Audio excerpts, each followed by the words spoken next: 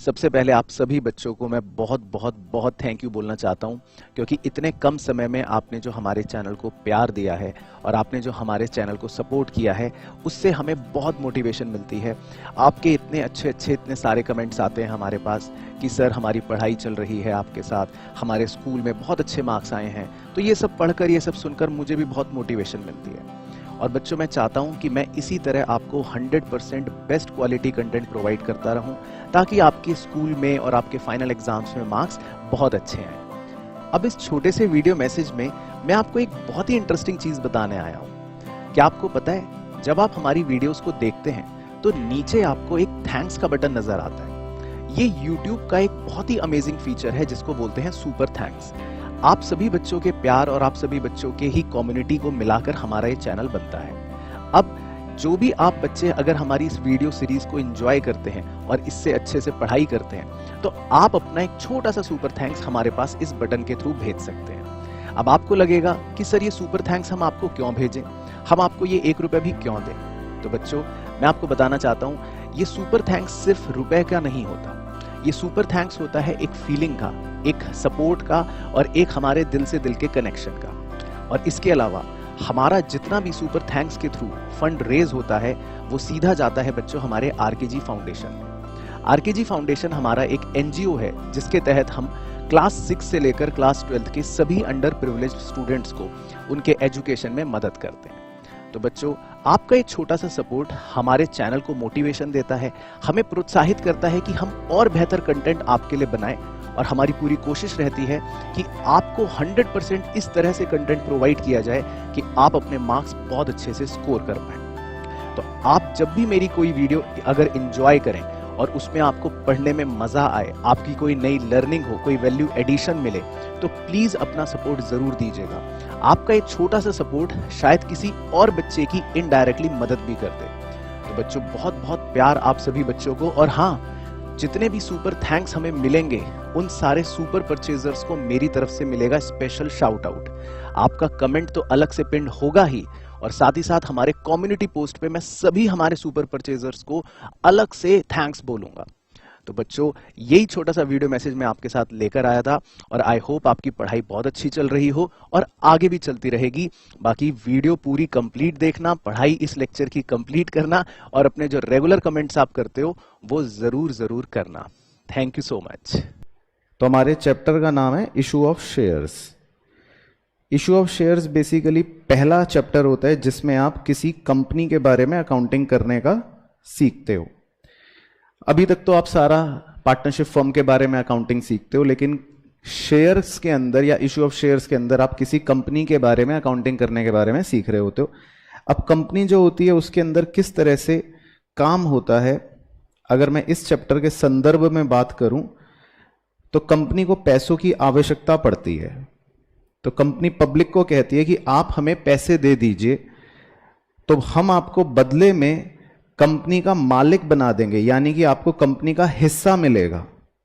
जो जितने पैसे देगा वो कंपनी का उतना बड़ा मालिक बन जाएगा, यानी कि कंपनी में उसकी उतनी हिस्सेदारी हो जाएगी। तो हिस्से को अंग्रेजी में, हिस्सा वर्ड का अंग्रेजी में मतलब होता है शेयर। तो इस तरह से इस चैप्टर का नाम पड़ गया इशू ऑफ शेयर। तो कंपनी जो है वो लोगों को शेयर्स इशू करती है और लोगों से पैसा ले लेती है। अब इसमें क्या क्या बातें हमारे लिए रेलिवेंट है उसकी चर्चा कर लेते हैं। कोई भी जो शेयर होता है कंपनी का, उसकी एक फेस वैल्यू होती है। फेस वैल्यू का मतलब होता है स्मॉलेस्ट डिनोमिनेशन, यानी कि कंपनी का छोटे से छोटा हिस्सा भी हम मान लेते हैं 10 रुपए का हो सकता है, तो इस 10 रुपए को बोलते हैं फेस वैल्यू। अब कभी कभी ऐसा होता है कि कंपनी जब लोगों को शेयर्स इशू करती है तो वो कहती है कि हम आपको शेयर्स पार पर इशू करेंगे। पार पर इशू करने का मतलब होता है कि कंपनी लोगों से 10 रुपए ही मांगेगी। या हो सकता है कंपनी लोगों को बोले कि हम आपको 10 रुपए का शेयर प्रीमियम पर इशू करेंगे। प्रीमियम पर इशू करने का मतलब है, हो सकता है कंपनी 10 रुपए से ज्यादा लोगों से मांगे। और कभी कभी कंपनी कहती है कि हम आपको शेयर्स डिस्काउंट पर इशू करेंगे, यानी कि हम आपसे कम पैसे लेंगे। तो इसको बोल सकते हैं issue of share at discount.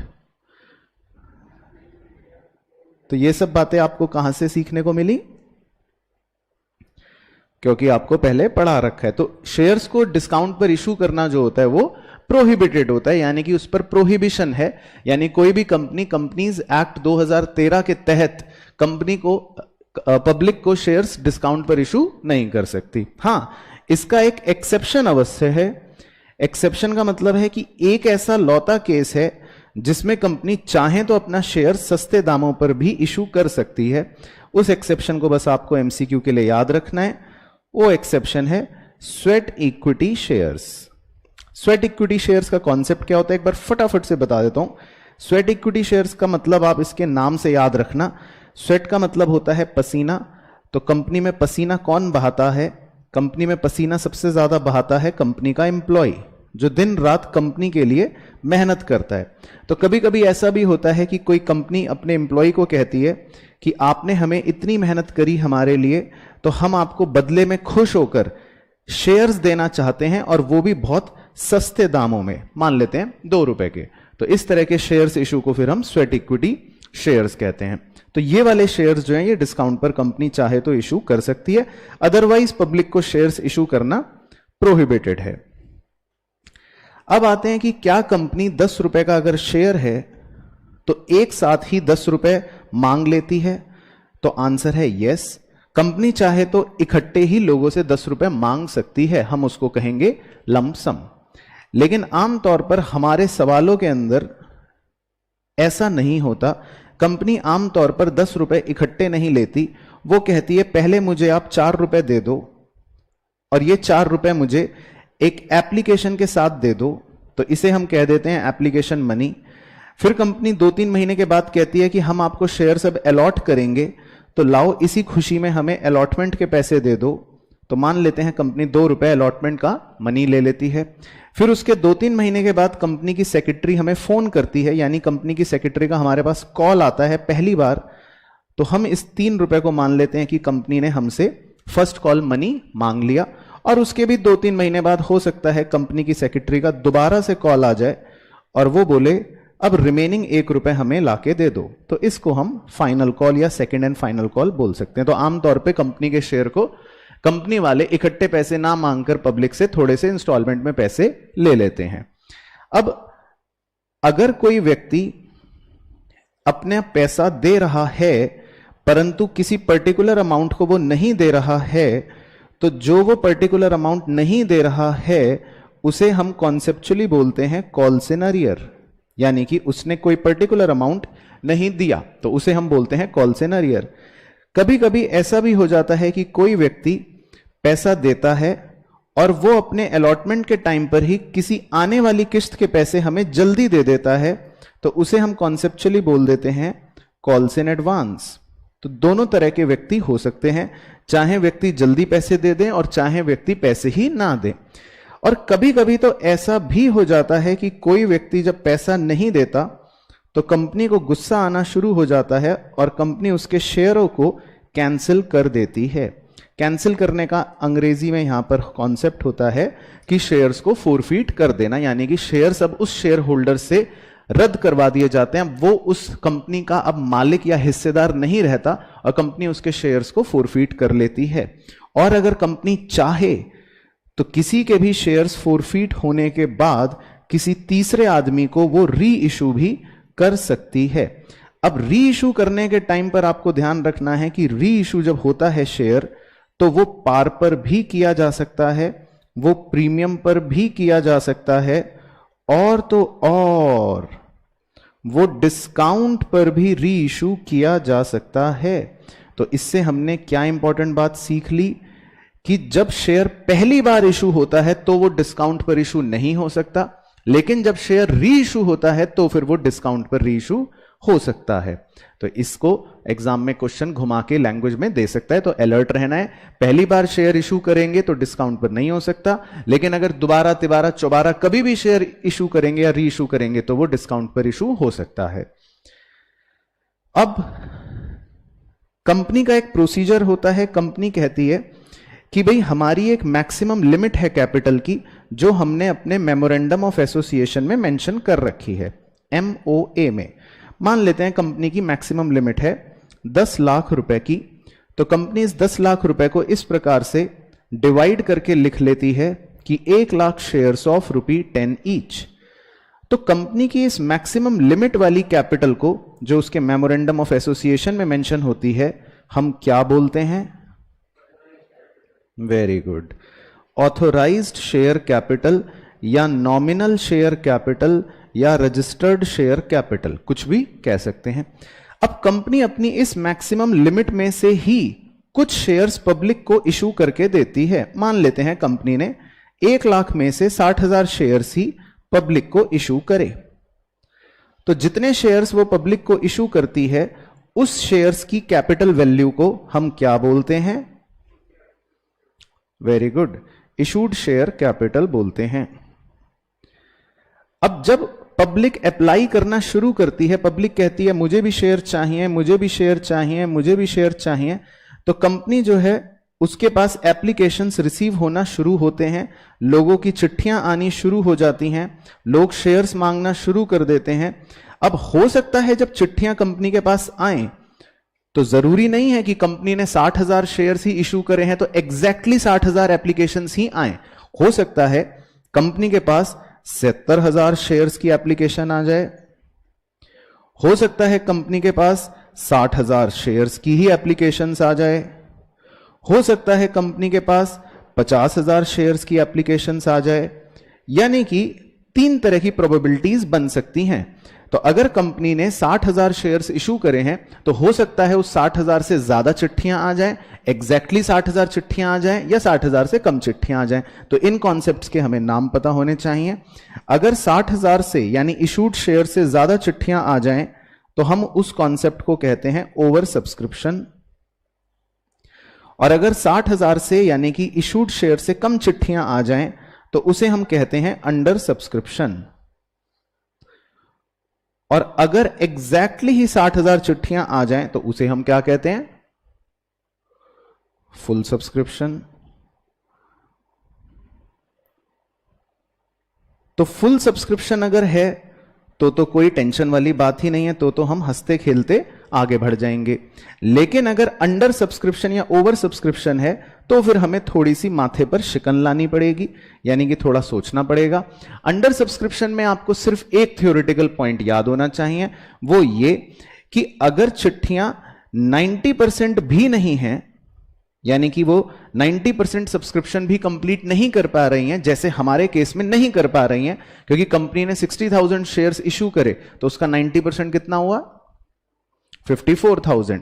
तो कम से कम हमारी कंपनी को 54,000 एप्लीकेशंस मिलने चाहिए थे। तो अगर हम 90% भी रिसीव नहीं कर पा रहे हैं तो ऐसे में हमें क्या करना पड़ता है? यस, हमें सारे के सारे शेयर होल्डर्स के पैसे रिफंड करने पड़ते हैं। यानी कि जितनी भी एप्लीकेशंस हमारे पास आई हैं 50,000 की 50,000, उन सारे एप्लीकेंट्स के हम पैसे वापस लौटा देंगे और हमारा आईपीओ फ्लॉप घोषित हो जाएगा। लेकिन ऐसा प्रैक्टिकल जीवन में बिल्कुल भी नहीं होता है, तो ये खाली किताबी बात है और आपका इसको सिर्फ 90% सब्सक्रिप्शन वाला पॉइंट याद रखना है।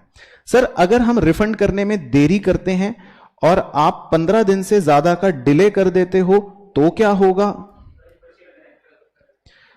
तो आपको पैसे के साथ साथ ब्याज भी देना पड़ेगा। कितने प्रतिशत का? श्योर? नहीं, 12% पर एनम। मुझे लगा 10% पर एनम कह रहे हो। ठीक है, तो फिर कंपनी को ब्याज भी देना पड़ेगा। तो बस आपको इतनी बात पता होनी चाहिए। अब अगर ओवर सब्सक्रिप्शन हो जाए, यानी कि कंपनी के पास 60,000 शेयर्स हैं लेकिन एप्लीकेशंस आ जाएं ज्यादा शेयर्स की, यानी 70,000 शेयर्स की, तो फिर ऐसे में कंपनी के पास होते हैं 3 सुनहरे ऑप्शंस जिसमें कंपनी आगे बढ़ के काम कर सकती है। पहला ऑप्शन होता है कि company straight away excess applications को रिजेक्ट कर सकती है, यानी कि कंपनी बोलेगी कि हम 60,000 एप्लीकेंट्स को 60,000 शेयर दे देंगे और एक्स्ट्रा 10,000 शेयर्स को हम रिजेक्ट कर देंगे। तो कंपनी चाहे तो एक्सेस एप्लीकेशंस को स्ट्रेट फॉरवर्ड रिजेक्ट कर सकती है। लेकिन आमतौर पर कंपनी ऑप्शन नंबर 2 का पालन करती है, जिसके अंदर प्रो राटा बेसिस पर अलॉटमेंट किया जाता है। प्रो राटा बेसिस अलॉटमेंट का मतलब यह है कि कंपनी कहती है कि जिन लोगों ने हमसे 7 शेयर्स मांगे हैं उन्हें मिलेंगे सिर्फ 6 शेयर्स। यानी कि कंपनी एक रेशियो के मुताबिक अलॉटमेंट करती है। यानी कि अगर जिन लोगों ने मुझसे 7 शेयर मांगे तो कंपनी कहती है हम आपको 6 शेयर्स ही दे पाएंगे। तो इस तरह के अलॉटमेंट को कहते हैं प्रो राटा अलॉटमेंट। और अगर कंपनी चाहे तो पहले और दूसरे ऑप्शंस के कॉम्बिनेशन को भी चुन सकती है, यानी कि थोड़े से एप्लीकेशंस रिजेक्ट कर देगी और बाकी एप्लीकेंट्स को प्रो राटा बेसिस पर शेयर्स अलॉट कर देगी। तो ओवर सब्सक्रिप्शन में कंपनी के पास किसी भी तरह का ऑप्शन है जो वो चुन सकती है। अब इसके बाद एक छोटा सा पॉइंट है जो हमें थ्योरी के लिए पता होना चाहिए, जिसके लिए मैं 2 केसेस बना लेता हूं। एक शेयर होल्डर है जिसने कंपनी के पैसे अभी तक नहीं पे करे, यानी कि जिसने कंपनी के साथ कॉल्स इन अरियर कर रखा है, लेकिन मान लेते हैं 2 महीने के बाद उसके अंतरात्मा से आवाज आई और 2 महीने बाद उसने अपने कॉल्स इन अरियर वाले पैसे दे दिए। लेकिन कंपनी कहती है कि क्योंकि तुमने 2 महीने का समय एक्स्ट्रा लिया तो हम तुमसे 2 महीने का क्या चार्ज करेंगे? इंटरेस्ट चार्ज करेंगे। तो आपको मुझे यह बताना है कि कॉल्स इन अरियर पर कंपनी इस बदमाश से कितने प्रतिशत इंटरेस्ट लेगी? Very good. तो कंपनी इस बदमाश से 10% पर एनम का इंटरेस्ट लेगी। आपको खाली बस ये interest on calls in arrear की प्रतिशत याद रखनी है। और ये मैं नहीं कह रहा, ये नियम हमें कहां दे रखे हैं? टेबल एफ में ऑफ कंपनीज एक्ट 2013। बिल्कुल इसकी तरह कुछ व्यक्ति हमें जल्दी पैसा भी दे देते हैं, यानी कि कॉल्स इन एडवांस दे देते हैं। तो हो सकता है उन्होंने कंपनी को 3 महीने जल्दी पैसे दे दिए हों। तो ऐसे में कंपनी कहती है कि आप बहुत भले व्यक्ति हैं, आपने हमें 3 महीने जल्दी पैसा दिया तो हम आपको इंटरेस्ट देंगे। तो आपको मुझे बताना है कि कंपनी इन्हें कितने प्रतिशत का इंटरेस्ट देगी? 12% पर एनम का इंटरेस्ट देगी। बिल्कुल सही। और ये मैं नहीं कह रहा हूं, ये कौन कह रहा है? Table F of companies act 2013। तो बस आपको ये याद रखना है कि interest on calls in arrear जब लेना है तो 10% लेना है, लेकिन interest on calls in advance जब देना है तो 12% देना है। अब आते हैं जी, क्या कंपनी हमेशा शेयर्स पब्लिक को ही पैसों के बदले में इशू करती है? तो आंसर है नो। क्योंकि कई बार कंपनी, इनफैक्ट 3 ऐसे केसेस हैं जिसमें कंपनी अपने शेयर्स तो इशू करती है लेकिन बदले में पैसा नहीं लेती। यानी कि हमारा कॉन्सेप्ट बन गया issue of shares for consideration other than cash. तो सर अगर पब्लिक को इशू करने पर पैसा लेती है तो ऐसे कौन से लोग हैं जिनको शेयर्स इशू करने पर वो पैसा नहीं लेती? तो वो हमें पता होना चाहिए। हो सकता है वो कंपनी के प्रमोटर्स हों जिन्हें कंपनी शेयर्स इशू कर रही हो सकता हो वो अंडर राइटर्स हों जिन्हें कंपनी शेयर्स इशू कर रही हो सकता हो वो कोई ऐसे वेंडर्स हों जिनसे आपने या तो कोई एसेट खरीदा है या शायद पूरा का पूरा बिजनेस खरीदा है, तो आप कंपनी उनको शेयर्स इशू कर रही हो। अब आपको जो रटना है वो क्या रटना है कि अगर प्रमोटर्स को शेयर्स इशू करे तो आपको क्या जर्नल एंट्री करनी पड़ती है? Incorporation expense account debit to promoters account, पहली एंट्री, और दूसरी entry promoters account debit to share capital account. तो 2 एंट्रीज आपको करनी पड़ती हैं। इसी तरह अगर अंडर राइटर्स को शेयर्स इशू हुए हैं तो आपकी एंट्री होती है underwriting commission account debit to underwriters account, और दूसरी एंट्री होती है underwriters account debit to share capital account. लेकिन जब आप वेंडर को शेयर्स इशू करते हैं तो फिर आपको यह देखना पड़ता है कि क्या आपने एक एसेट खरीदा। अगर आंसर है यस कि हमने खाली एसेट खरीदा तो आपकी एंट्री होती है asset account debit to vendor. परंतु अगर आपने उससे पूरा का पूरा बिजनेस खरीद लिया, यानी कि आपने एसेट भी खरीदा, लायबिलिटी भी खरीदी और पूरा एक सौदा करके आए हो, तो फिर आपको जितने भी एसेट्स खरीदे गए हैं उन्हें अलग अलग लिखकर डेबिट करना पड़ेगा। जितनी भी लाइबिलिटीज आपने खरीदी हैं उन सारी लाइबिलिटीज को अलग अलग लिखकर क्रेडिट करना पड़ेगा। और जितने रुपए में आप सौदा तय करके आए हो, जिसको अंग्रेजी में कहते हैं, क्या कहते हैं, वेरी गुड, सही रट्टे मार रखे बच्चों ने, परचेज कंसीडरेशन, उतने रुपए से वेंडर को क्रेडिट करना पड़ेगा। फिर जब आप डेबिट क्रेडिट दोनों को जोड़ेंगे तो आपका मैच नहीं करेगा।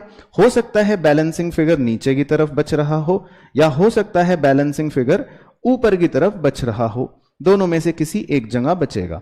अगर ऊपर बैलेंसिंग फिगर बचा तो क्या बोलेंगे, गुडविल बोलेंगे, इस बात का ध्यान रखना है। और अगर नीचे बैलेंसिंग फिगर बचा तो कैपिटल रिजर्व बोलेंगे, इस बात का ध्यान रखना है। तो ये हो गई हमारे बिजनेस खरीदने की एंट्री। अब बिजनेस तो हमने खरीद लिया वेंडर भाई साहब से, मान लेते हैं सौदा करके आए हम 120 रुपए में फॉर एग्जाम्पल। तो अब अगली एंट्री में वेंडर कहेगा लाओ मुझे पैसे दे दो, तो आपको अब वेंडर को पैसे देने पड़ेंगे। तो आपकी एंट्री हो जाएगी वेंडर अकाउंट डेबिट 120 रुपए। फिर वेंडर कहेगा मैं 10 रुपए कैश लूंगा, तो आप उसको 10 रुपए कैश दे दोगे। वेंडर कहेगा मैं 20 रुपए चेक लूंगा, तो आप उसको 20 रुपए का चेक दे दोगे। वेंडर कहेगा मैं 30 रुपए का बिल्स पेबल एक्सेप्ट करना चाहता हूं, तो हम 30 रुपए का उसको बिल्स पेबल दे देंगे। वो जो भी बोलेगा हम उसको दे देंगे। वो कहेगा मुझे घड़ी चाहिए तो आप घड़ी दे दोगे, वो कहेगा मुझे जूता चाहिए तो आप जूता दे दोगे। लेकिन आमतौर पे ये सब चीजें आपके सवालों में नहीं होंगी। आपके सवालों में वो आपसे क्या मांगेगा, वो कहेगा मुझे शेयर्स दे दो, तो आप 2 शेयर कैपिटल लिखकर उसको शेयर दे दोगे। और हां, हो सकता है शेयर आपने प्रीमियम पर इशू करके दिया हो, इफ एनी, तो आपको सिक्योरिटी प्रीमियम को भी चिपकाना पड़ जाएगा, what ever the case may be. तो ये वाली एंट्री हमारी डिपेंड करेगी क्वेश्चन टू क्वेश्चन, जो भी क्वेश्चन कहेगा उसके अकॉर्डिंगली हम पेमेंट कर देंगे।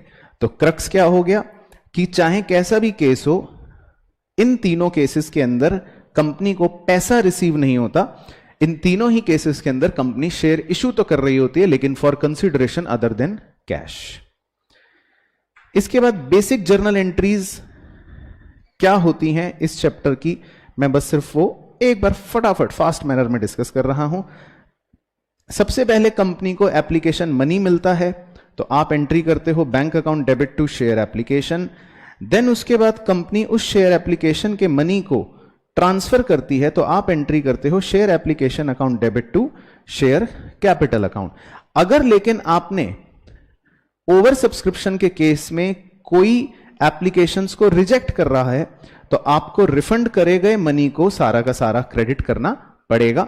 और अगर आपने कोई प्रोराटा अलॉटमेंट करा है, तो जितना भी एक्सेस अमाउंट आप शेयर अलॉटमेंट पर एडजस्ट करते हो, उतने एक्सेस एडजस्ट अमाउंट को आपको शेयर अलॉटमेंट के नाम से भी क्रेडिट करना पड़ेगा, वॉट एवर द केस में बी। उसके बाद आप शेयर अलॉटमेंट का पैसा मांगते हो लोगों से, तो उसके लिए share allotment account debit to share capital. हो सकता है अलॉटमेंट पर प्रीमियम भी हो, तो प्रीमियम का सिंपल सा नियम है, उसको आपको शेयर कैपिटल के साथ ही हमेशा क्रेडिट करना पड़ेगा। फिर उसके बाद आपको अलॉटमेंट का पैसा रिसीव हो जाता है लोगों से, तो आप एंट्री करते हो bank account debit to share allotment account. अब एक प्रोबेबिलिटी ये भी है कि क्या पता कुछ लोग आपको अलॉटमेंट का पैसा ना दे रहे हो, तो जितने भी रुपए आपको कॉल्स इन अरियर के नहीं मिलते, आप उतने रुपए से कॉल्स इन अरियर अकाउंट को अपना नुकसान मार्क कर डेबिट कर देते हो। और अगर पैसे मिल गए तो कोई बात नहीं। फिर इसके बाद आप फर्स्ट कॉल के पैसे ड्यू करते हो, यानी कि फर्स्ट कॉल के पैसे मांगते हो। उसकी एंट्री होती है share first call account debit to share capital account. और फिर आपको शेयर फर्स्ट कॉल के पैसे मिल जाते हैं, तो उसकी एंट्री होती है bank account debit to share first call. अब हो सकता है कोई एक ऐसा व्यक्ति हो जो फर्स्ट कॉल के साथ साथ आपको सेकंड कॉल के पैसे भी एडवांस में दे दे, तो फिर आपको एक कॉल्स इन एडवांस नाम की लायबिलिटी को मानते हुए क्रेडिट करना पड़ता है जितने रुपए आपको एडवांस में मिले, इफ एनी। और फिर उसके बाद सेम पैटर्न पर आप अपने सेकंड कॉल की भी एंट्री कर लेते हो। पहले आप सेकंड कॉल का पैसा मांग लोगे, तो share second call account debit to share capital. और उसके बाद जब आपको पैसे मिलेंगे तो बैंक अकाउंट डेबिट, और क्योंकि कॉल्स इन एडवांस आपको पहले रिसीव हो चुका था, उतने रुपए से अब आपको कॉल्स इन एडवांस अकाउंट को बंद करना पड़ेगा जो आपने छठी एंट्री में ओपन करा था, to share second call account. तो इस तरह की हमने प्रैक्टिस ऑलरेडी सवालों के अंदर कर रखी है। तो ये बेसिक एंट्रियां हो गई। अब आते हैं सबसे सुप्रीम कॉन्सेप्ट पर, जिसका सवाल 100% आना तय है और जिसके बिना चैप्टर अधूरा रहेगा। वो सुप्रीम कॉन्सेप्ट ये है कि कैसे शेयरों को फोरफीट किया जाता है। यानी कि आपको सीखनी है और समझनी है कि शेयर फोरफीचर की क्या एंट्री होती है। तो इसकी एंट्री सिर्फ एक होती है और जो बहुत ही सिंपल होती है। आप शेयर कैपिटल अकाउंट को डेबिट करते हो, लेकिन उतने रुपए से डेबिट करते हो जितनी called up face value company ने शेयर होल्डर से अभी तक मांगी है। ध्यान रखना, कॉल्ड अप। हो सकता है अगर कोई अनकॉल्ड पोर्शन हो तो उस अनकॉल्ड पोर्शन को आपको छोड़ना पड़ेगा, आप खाली कॉल्ड पोर्शन ही फेस वैल्यू का लेंगे। इसके बाद हो सकता है आपको कोई सिक्योरिटी प्रीमियम रिजर्व को भी डेबिट करना पड़े। सिक्योरिटी प्रीमियम रिजर्व आप उतना ही डेबिट करोगे जितने रुपए का प्रीमियम आपको रिसीव नहीं हुआ है। अगर कोई प्रीमियम रिसीव हो चुका है तो आपको सिंपली उसको इग्नोर करना पड़ेगा, क्योंकि सेक्शन 52 ऑफ कंपनीज एक्ट 2013 यह कहता है कि सिक्योरिटी प्रीमियम रिजर्व को आप 5 ही तरीकों से इस्तेमाल कर सकते हो। वो 5 आपको रटने हैं। किसी को याद है क्या क्या? Very good. या तो आप उसको fully paid bonus share issue करने के लिए कर सकते हो, या फिर आप प्रिलिमिनरी एक्सपेंस राइट ऑफ करने के लिए कर सकते हो, डिबेंचर्स के इशू के टाइम के डिस्काउंट या लॉस को राइट ऑफ करने के लिए कर सकते हो, या शेयर्स को अपने बायबैक करने के लिए कर सकते हो। Very good. या रिडम्पशन के टाइम का प्रीमियम पे करने के लिए कर सकते हो। तो सिक्योरिटी प्रीमियम को आप 5 ही तरह से इस्तेमाल कर सकते हो। तो इसीलिए अगर प्रीमियम आपको एक बार रिसीव हो जाए तो आप अपने मन से उसको कैंसिल नहीं कर सकते। ये हमारा सेक्शन 52 कंपनीज एक्ट का कहता है। तो सिक्योरिटी प्रीमियम रिजर्व हम उतना ही डेबिट करेंगे जितना हमें नहीं मिला। फिर उसके बाद आप क्रेडिट क्या करते हो? आप क्रेडिट कर सकते हो टू शेयर फोरफीचर अकाउंट। इसके अंदर बेसिकली हम वो अमाउंट लिखते हैं जो हमें बदमाश से रिसीव हो चुका है, और इस पर हम एक छोटा सा ए या 1 का सिंबल बना लेते हैं अपने आगे के पर्पस के लिए। और जितने भी रुपए हमें उस बदमाश से नहीं मिले हैं उसे हम कॉल्स इन अरियर नाम देकर इकट्ठा लिख सकते हैं, the money which we have not received. और हम चाहें तो कॉल्स इन अरियर ना लिखकर अलग से भी उन किश्तों का नाम लिख सकते हैं जिस पर उसने पैसा नहीं दिया। अगर उसने अलॉटमेंट के पैसे नहीं दिए तो टू शेयर अलॉटमेंट, अगर उसने शेयर फर्स्ट कॉल का पैसा नहीं दिया तो to share first call, and so. तो ये हमारे शेयर्स फॉरफीचर की कॉन्सेप्चुअल एंट्री हो गई। फिर शेयर्स फॉरफीट होने के बाद हो सकता है कंपनी ये बोले कि हम ये शेयर्स अब आगे किसी सामने वाले व्यक्ति को री इशू भी करना चाहते हैं। तो अगर कंपनी शेयर्स को री इशू कर रही है तो फिर आपको 2 एंट्रीज करनी पड़ेंगी अनिवार्य। पहली एंट्री होती है शेयर्स को री इशू करने की, जिसमें आप बैंक अकाउंट को डेबिट करते हो री इशू प्राइस के साथ, और शेयर कैपिटल को क्रेडिट करते हो पेड अप या कॉल्ड अप वैल्यू के साथ। पेड अप या कॉल्ड अप वैल्यू आपको क्वेश्चन में गिवन होगी। फिर जब भी आप शेयर्स री इशू करोगे तो हो सकता है आपका री इशू प्राइस ज्यादा हो और कॉल्ड अप वैल्यू कम हो, या हो सकता है री इशू प्राइस कम हो और कॉल्ड अप वैल्यू ज्यादा हो। यानी कि हो सकता है आप शेयर्स को डिस्काउंट पर री इशू कर रहे हो, या हो सकता है आप शेयर्स को प्रीमियम पर री इशू कर रहे हो। यानी कि ऊपर नीचे कहीं पर भी एक बैलेंस हो सकता है। तो अगर आप प्रीमियम पर री इशू कर रहे हैं तो पहले की तरह ही सिक्योरिटी प्रीमियम क्रेडिट हो जाएगा। लेकिन अगर आप डिस्काउंट पर री इशू कर रहे हैं, यानी कि डिस्काउंट ऑन री इशू अगर है, तो हम डिस्काउंट अकाउंट को डेबिट नहीं करते हैं। एक विशेष अकाउंट का नाम होता है जिसे हम डेबिट करते हैं, और वो क्या होता है? Share forfeiture account, right. तो इसका हमें ध्यान रखना है, और इसकी जो भी वैल्यू होती है उस पर हम छोटा सा एक बी बना लेते हैं अपने आगे के रेफरेंस के लिए। तो शेयर फॉरफीचर अकाउंट में आपको बस एक चीज का ध्यान रखना है कि जब हमने ऊपर व्यक्ति के शेयर फोरफीट करे होते हैं तो उससे रिसीव हुआ हुआ पैसा हम शेयर फोरफीचर अकाउंट में क्रेडिट कर रहे होते हैं, जिसको हमने नाम दिया था ए। और जब हम डिस्काउंट दे देते हैं री इशू पर, तो हम उसी शेयर फोरफीचर अकाउंट को डेबिट भी कर देते हैं, जिसको हमने नाम दे रखा है बी। तो आपको सबसे इंपॉर्टेंट चीज एक चीज का ध्यान यह रखना है कि बी अमाउंट जो होगा वो कभी भी मरते दम तक ए अमाउंट से बड़ा नहीं हो सकता।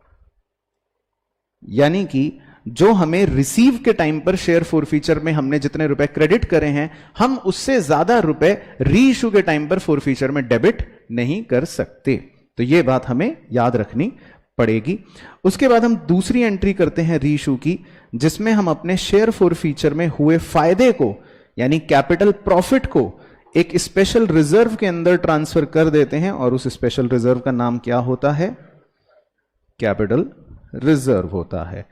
और उसमें पैसा ट्रांसफर करने के लिए एक छोटा सा मिनी फॉर्मूला आपको सिखा रखा है। वो मिनी फॉर्मूला है कि जो भी ए अमाउंट आपने फोरफीचर में पहले क्रेडिट करा था, उस ए अमाउंट को लिखकर आप नंबर ऑफ शेयर्स री इशूड से मल्टीप्लाई कर देंगे और उसे डिवाइड करेंगे नंबर ऑफ शेयर्स फोरफीट के साथ, तो आपका एक आंसर आ जाएगा। और उस आंसर में से आपको माइनस करना पड़ेगा वो बी अमाउंट जो आपने री इशू की एंट्री में डेबिट साइड पे लिख रखा होगा। तो ऑटोमेटिकली आपकी एक वैल्यू निकल जाएगी which you will transfer to capital reserve. तो ये था पूरा कॉन्सेप्चुअल रिवीजन जो मेनली आपको याद रखना है प्रैक्टिकल सवालों के पर्पस से। बाकी इसमें तरह तरह के परम्यूटेशन कॉम्बिनेशन वाले सवाल तो हो ही सकते हैं जो हम प्रैक्टिस कर लेते हैं। क्लियर? आइए जी, तो सबसे पहले कह रहा है question number 1 and 2 are based on the given text. तो धीरे धीरे पढ़ते हैं, फिर आपसे सॉल्व करवाएंगे। Batra limited issue 20,000 shares of ₹100 each.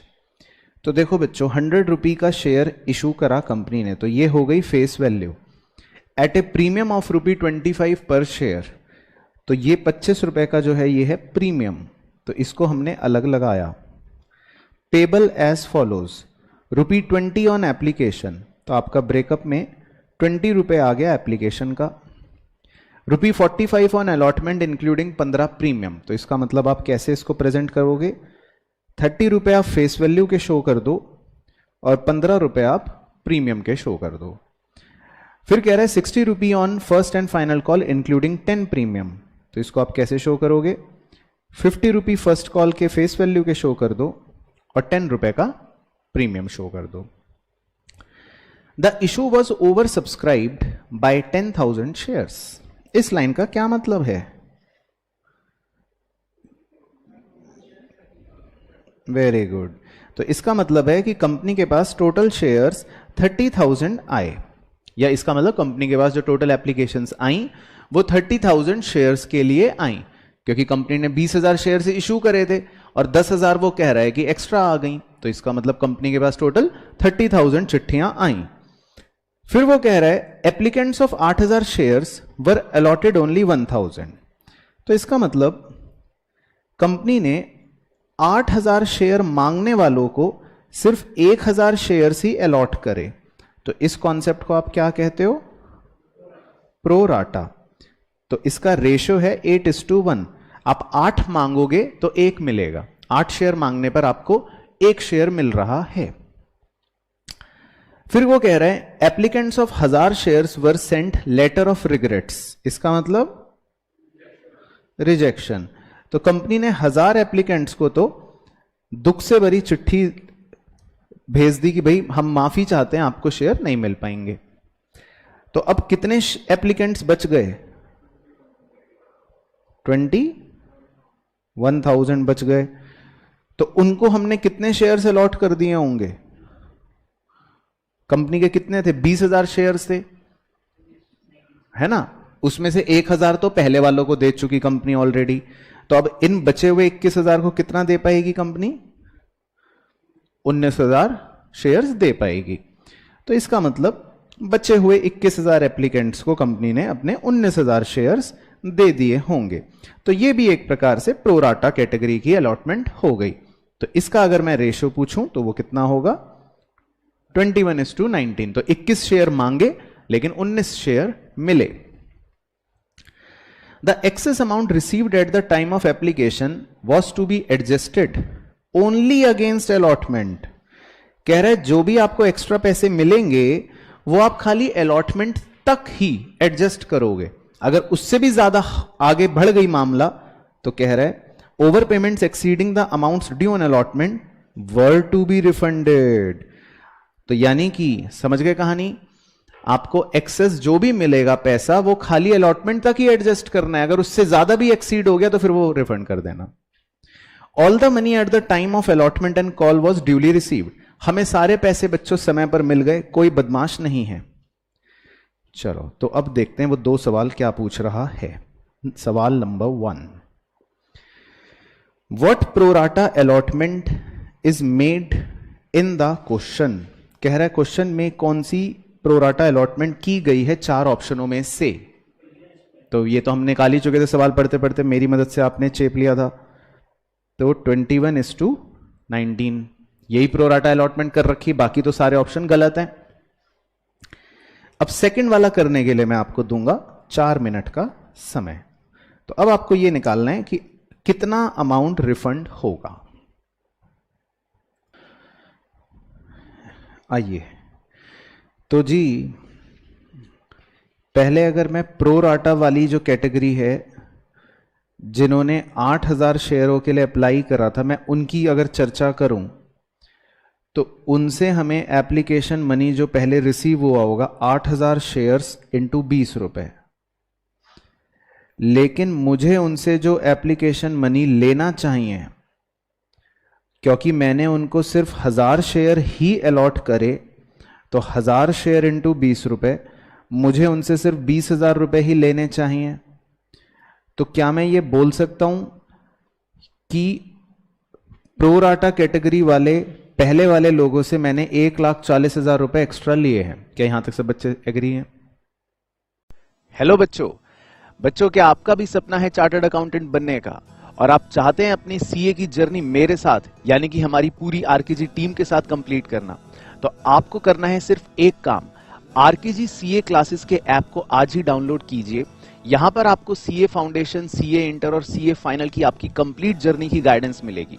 RKG के साथ अपनी सीए की तैयारी करने के लिए आपको मिलते हैं दोनों ऑप्शंस, यानी कि अगर आप ऑनलाइन घर बैठे तैयारी करना चाहते हैं तो वो भी आप कर सकते हैं, और अगर आप ऑफलाइन इंस्टीट्यूट में आकर अपनी प्रिपरेशन करना चाहते हैं तो वो भी आप कर सकते हैं। लेकिन आपको करना है सिर्फ एक काम, आरकेजी सीए क्लासेस के ऐप को आज ही डाउनलोड करें। इसका लिंक आपको नीचे वीडियो के डिस्क्रिप्शन में भी मिल जाएगा। तो सभी प्यारे प्यारे बच्चों को मेरी तरफ से बहुत बहुत बेस्ट विशेस। आई होप आपकी सीए की जर्नी बहुत अच्छी रहे और आप एक बहुत अच्छे सक्सेसफुल चार्टर्ड अकाउंटेंट बन के निकले।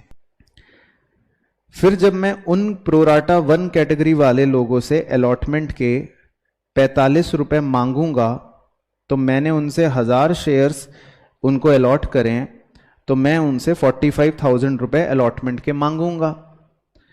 तो वो ये कहेंगे कि भाई हमारे एक्सेस ऑलरेडी आपके पास हैं, तो आप ये एक्सेस एडजस्ट कर लो, उसमें से पैसा एडजस्ट कर लो। तो आप उनके 45,000 रुपए एक्सेस एडजस्ट कर लेंगे। तो 45,000 एक्सेस एडजस्ट करने के बावजूद भी 95 आपके अभी भी बच गए एक्सेस। क्या मैं सही बोल रहा हूं? सब बच्चे इससे एग्री कर रहे हैं? तो क्वेश्चन ने कहा था कि इसको फर्स्ट कॉल पे नहीं एडजस्ट करना, इस 95 को क्या करना है, हमको रिफंड करना है। तो एक तो हो गया जी ये रिफंड 95,000, तो यहां तक मैं सही हूं? ठीक है। फिर दूसरे थे वो लोग जिनके हमने 1000 शेयर्स स्ट्रेट अवे रिजेक्ट कर दिए थे ना? वो याद है सवाल? मैंने तो बनाते बनाते याद हो गया था। दूसरे वाले 1000 एप्लीकेंट्स थे जिनके हमने सीधा रिजेक्ट कर दिए थे, तो उनका तो हमें रिफंड करना ही करना है। उनके 20 रुपए तो हमें रिफंड करने ही करने हैं। तो कितने रुपए उनके रिफंड हो गए? 20,000 उनके रिफंड हो गए। ठीक है जी, ओके।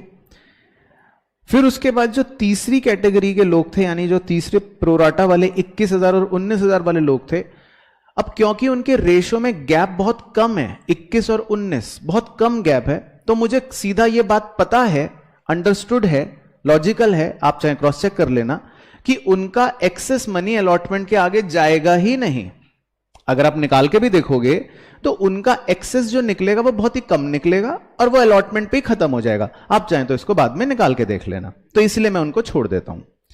तो 1,15,000 रुपए मुझे इसका मतलब क्या करना है, कुल मिलाकर रिफंड करना है। तो ये सवाल ने पूछा था। तो ये है बेसिकली आपका बढ़िया सवाल, एग्जाम में ऐसा आएगा तो उसी बच्चे का थोड़ा ठीक होगा जो प्रोराटा की वर्किंग्स प्रॉपरली करना जानता होएगा। ठीक है, तो अब इसका आंसर सही आ गया, 1,15,000। चलो नेक्स्ट क्वेश्चन दोबारा से आपके पास है। तो अब क्वेश्चन नंबर 3 और 4 के लिए कहानी पढ़ते हैं ध्यान से। N Limited was incorporated on 1st April with registered office in Mumbai.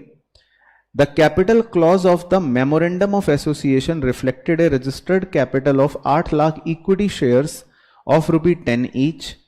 तो कंपनी के भाई मैक्सिमम 8 लाख इक्विटी शेयर हैं 10 रुपए के, and 1 lakh preference shares of ₹50 each, और 1 लाख प्रेफरेंस शेयर्स हैं 50 ईच के, मैक्सिमम है। Since some large investments were required for building and machinery, the company, in consultation with vendors, Messrs. VPS Enterprises, issued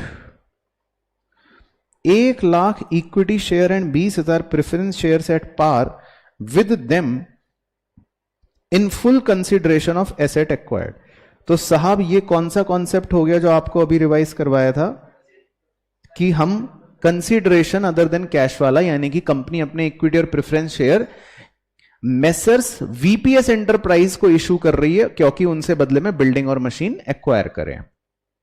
besides this, कह रहे इसके अलावा the company issued 2 lakh equity share for cash at par, payable 3 रुपए an application और 2 रुपए on second call. ठीक है, तो बीच का जो अलॉटमेंट और फर्स्ट कॉल है वो कुल मिला के 5 होगा, क्योंकि 3 रुपए की एप्लीकेशन है, 2 रुपए की सेकंड कॉल है, तो बीच का मान लेते हैं अलॉटमेंट और फर्स्ट कॉल मिला के तो 5 ही होगा। क्या मैं सही बोल रहा हूं? ठीक है। उसके बाद till date the second call has not yet been made. Oh, तो इससे आप क्या समझे? 2 रुपए जो है वो इसका मतलब अनकॉल्ड है। वेरी गुड, इसका मतलब कंपनी ने अभी तक फाइनल कॉल तो करी ही नहीं है। All the share holders have paid, सभी ने पैसे दे दिए हैं, except mister Ajay who did not pay allotment and calls on his 300 shares. कह रहे अजय के पास 300 शेयर्स हैं और उसने अलॉटमेंट और कॉल्स के पैसे नहीं दिए हैं। ठीक है।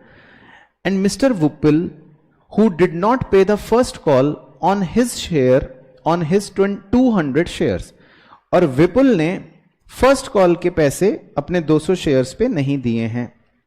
तो मैं आपको भी बताता हूं, क्वेश्चन में मिसप्रिंटिंग है, अलॉटमेंट और फर्स्ट कॉल का ब्रेकअप हमें चाहिए, तो मैं वो आपको भी बताता हूं। फिलहाल सवाल पढ़ते हैं। The shares of mister Ajay then forfeited, कह रहे अजय के शेयर्स हमने फोरफीट करे हैं। ठीक है। And out of the 100 shares वर री इशूड एट ₹12 पर शेयर, और उसमें से हमने 100 शेयरों को री इशू कर दिया है 12 रुपए का। ठीक है, तो खाली अजय के ही शेयर्स फोरफीट हुए हैं, विपुल के शेयर्स तो फोरफीट नहीं हुए, तो हो सकता है हमें ब्रेकअप की जरूरत ना भी पड़े। अब वो क्वेश्चन क्या पूछ रहा है, नंबर 3 में पूछ रहा है the amount of security premium reflected in the balance sheet at the year and. तो बेहतरीन सवाल।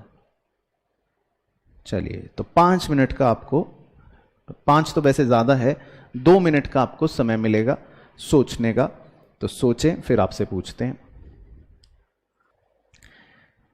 चलिए, तो बच्चों ने सोच लिया, लेकिन हम चेक कर लेंगे। तो वैसे अगर आप सवाल पढ़ोगे यहां तक तो उसमें तो कहीं पर भी मतलब शुरू की 1 2 3 4 5 6 7 लाइनों तक तो कहीं पे प्रीमियम तक का जिक्र है नहीं, क्योंकि सीधा सीधा कंपनी ने वेंडर को भी पार पर ही इशू करे, लिखा भी है, और पब्लिक को भी पार पर ही इशू करे, लिखा भी है। ठीक है ना। अब मैं अजय की जो कहानी है वहां से आपके साथ एक बार बना लेता हूं। हमारा 10 रुपए का जो शेयर था उसके बारे में लिखा था कि 3 रुपए जो है वो एप्लीकेशन के हैं और लिखा था 2 रुपए जो है वो सेकंड कॉल के हैं, लेकिन ये बोला था कि वो सेकंड कॉल जो है वो अभी तक अनकॉल्ड है। अनकॉल्ड का मतलब वो तो चलो कंपनी ने अभी तक मांगी ही नहीं है, ठीक है। और अजय के बारे में ये लिखा था कि अजय एक ऐसा व्यक्ति है जिसके पास कितने शेयर्स हैं, 300 शेयर्स हैं, है ना। और उसने अपने अलॉटमेंट के और फर्स्ट कॉल के पैसे नहीं दिए। तो इस बात से तो अब सब एग्री कर रहे होंगे कि इसका मतलब अजय ने 3 रुपए एप्लीकेशन के तो दे दिए होंगे, लेकिन अलॉटमेंट और फर्स्ट कॉल के 5 रुपए नहीं दिए होंगे। यही था अजय की कहानी का निष्कर्ष, और उसके शेयर फोरफीट हो गए, ठीक है। फिर बाद में लिखा था कि हमने अजय के ही शेयरों में से 100 शेयर्स री इशू करें, यही बोल रहा था, 100 शेयर्स री इशू करें। और कितने रुपए के री इशू करें, 12 रुपए के री इशू करें। तो मैं सीधा री इशू की एक एंट्री करके आपके साथ चर्चा कर लेता हूं। री इशू की एंट्री जो होती है वो होती है बैंक अकाउंट डेबिट, जिसमें हम क्या लिखते हैं, री इशू का price. To share capital account, to share capital account के अंदर हम लिखते हैं या तो पेडअप। पेडअप का मतलब होता है कि री इशू करने के टाइम पे शेयर की क्या पेडअप वैल्यू है, वो क्वेश्चन हमेशा या तो आपको देता है कि कितने रुपए पेडअप वैल्यू है। तो एक बार सवाल देख लेते हैं, कुछ उसने दिया है क्या। लास्ट लाइन दोबारा पढ़ लेना, 100 शेयर्स वर री इशूड एट ₹12 पर शेयर कट। तो इसका मतलब तो ये कि उसने आपको पेडअप वैल्यू नहीं दे रखी, तो मैं इसको काट देता हूं। तो जब हमको पेडअप वैल्यू नहीं देता तो अगला हथियार होता है हमारे पास कॉल्ड अप वैल्यू। अगला हथियार क्या होता है, कॉल्ड अप वैल्यू। तो हमारा कॉल्ड अप वैल्यू कितना है, 8। ओहो, मैंने बैंक में 8 लिख दिया था, सॉरी। बैंक में तो री इशू का प्राइस लिखना था मुझे 12, सॉरी बच्चों, पहले वो ठीक कर लेता हूं। तो शेयर कैपिटल में हमारा हथियार होता है कि हमें क्या लिखनी होती है, कॉल्ड अप वैल्यू। तो हमारे सवाल में कॉल्ड अप वैल्यू कितनी है, 8 रुपी, क्योंकि 2 रुपी तो अनकॉल्ड है। ऊपर के चित्र में देखोगे आप, तो कॉल्ड अप कितनी है, सिर्फ 8 रुपी। तो इसका मतलब आपको शेयर कैपिटल में लिखना है सिर्फ 8 रुपी। अब क्योंकि 100 शेयर्स री इशू हुए होंगे, तो मैं 100 शेयर से मल्टीप्लाई कर देता हूं, तो 1200 और 800 बन गया। तो इसका सीधा सीधा मतलब यह बन गया कि इसका मतलब कंपनी ने जो शेयर्स री इशू करे हैं वो प्रीमियम पर करे होंगे री इशू। तो आपका प्रीमियम कितने रुपए बैलेंस आ रहा होगा, 400 रुपए का बैलेंस आ रहा होगा। तो आप नालायकों ने पेडअप जो है वो 10 लेकर सोचा होगा, तभी आपका प्रीमियम शायद 200 आ रहा था। तो 200 प्रीमियम आंसर गलत है, तो कन्या वर्ग का सही। अच्छा, आपने 400 बोला था, लेकिन जिन बच्चों ने 200 बोला उनका गलत हो गया, लेकिन सही आंसर जो है वो कितना होगा, 400 हो गया। सबको समझ आ गया। तो सिक्योरिटी प्रीमियम जो है वो है बेसिकली 400 रुपए। तो इसका सही आंसर हो गया आपका ऑप्शन नंबर बी, ठीक है ना। तो इसीलिए मैंने कहा था बेहतरीन क्वेश्चन था। चलो कोई बात नहीं, अब इसका फोर्थ देखते हैं। ये तो ट्रेडिशनल क्वेश्चन है, ये तो बनेगा ही एग्जाम में। What is the amount transfer to capital reserve. तो मैं सवाल लगा देता हूं दोबारा से, ताकि आप कैपिटल रिजर्व का आंसर निकाल के फिर मुझे बताओ। चलो तो चेक कर लेते हैं। तो बेसिकली ये काम करते हैं, हमने री इशू की एंट्री तो कर ही रखी है ना। तो इसमें जो हमारा वैसे शेयर फॉर फीचर अकाउंट जो डेबिट होता है, जिसको हम बी बोलते हैं, वो तो एक तरह से इस सवाल में हमारा 0 हो गया, क्योंकि कुछ है ही नहीं। अब हम अजय के शेयर्स फॉरफीट जो हुए बस उसकी एंट्री कर लेते हैं, थोड़ा सा आपके लिए इजी बनाने के लिए। तो शेयर कैपिटल अकाउंट डेबिट 8 रुपए कॉल्ड अप रुपए है, और 300 शेयर्स हमने उसके फॉरफीट करे। 2 शेयर फॉर फीचर अकाउंट, इसमें आप लिखते हो जितने रुपए आपको अजय से रिसीव हुए, 3 रुपए रिसीव हो गए, है ना। इसमें आप क्या लिखते हो, जितने रुपए आपको अजय से रिसीव हो गए। तो इस पे मैंने लिख लिया 900 रुपए और ए बना दिया। और जितने रुपए आपको रिसीव नहीं हुए, यानी कि 5 रुपए, उसको आप कहते हो कॉल्स इन अरियर। तो अगर मैं सीधी सीधी फॉरफीचर की एंट्री देखूं तो क्या यही बनेगी, सब बच्चे एग्री कर रहे हैं, ठीक है। तो मेरा ए अमाउंट तो है 900 रुपए, और मेरा बी अमाउंट जो है वो है 0 रुपए, ओके। तो अब कैपिटल रिजर्व निकालने का आपको सीधा फॉर्मूला भी अभी लिखवा के हमने रिवाइज करवाया था। कैपिटल रिजर्व का फॉर्मूला था A amount into number of shares reissued divided by number of shares forfeited minus B amount. तो ये हमारी पूरी एग्जैक्ट मैथमेटिक्स ऐसे बन जाएगी। तो जब आप इस गणित को सॉल्व करेंगे तो आपका क्या आंसर आएगा? 300। बिल्कुल सही। तो आपका सही ऑप्शन हो गया जी सी 300। ठीक है, तो सही। चलो, तो समझ आ गए? ठीक है, तो अब ये मैं आपको होमवर्क में दे देता हूं, नहीं तो फिर आपको ऐसा लगता रहेगा ना कि सारे ही सवाल मुश्किल आ रहे हैं, डर लगे तो कुछ आसान भी कर लेते हैं हम। ये हम कर चुके हैं ऑलरेडी, ठीक है ना, तो इस पर टिक लगा देता हूँ। 7, 8 हमने मतलब पढ़ लिया था, तो आपके लिए इजी रहेगा होमवर्क में करना। चलो, तो कुछ बेसिक सवाल करते हैं, थोड़ा सा आपका मोरल बूस्ट हो जाएगा। तो 9 से शुरू करते हैं जी।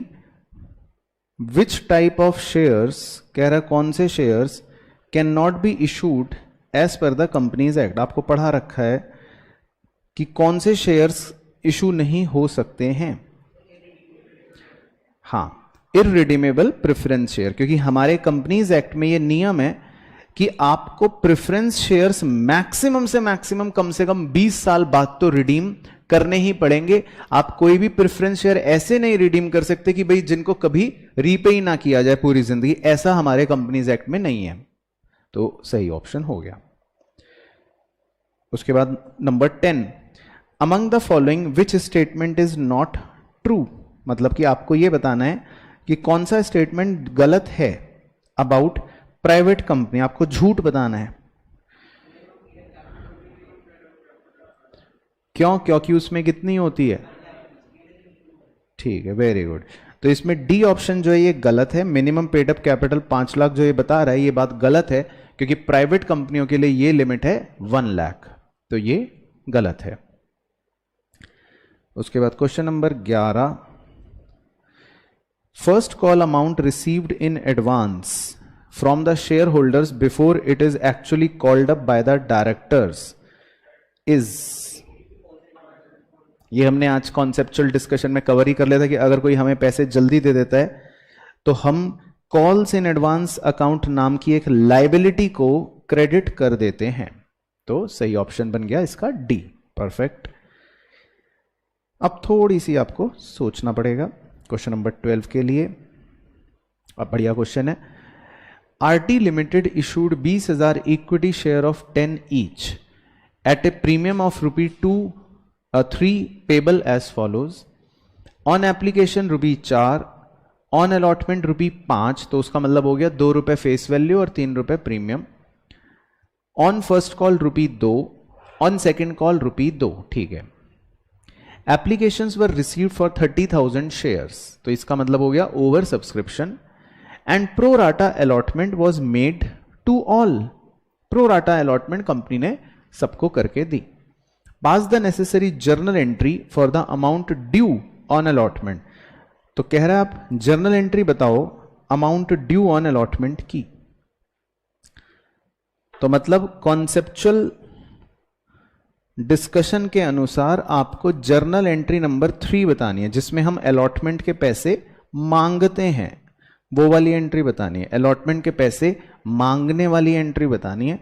तो पहले आप सोचें फिर मुझे बताएं।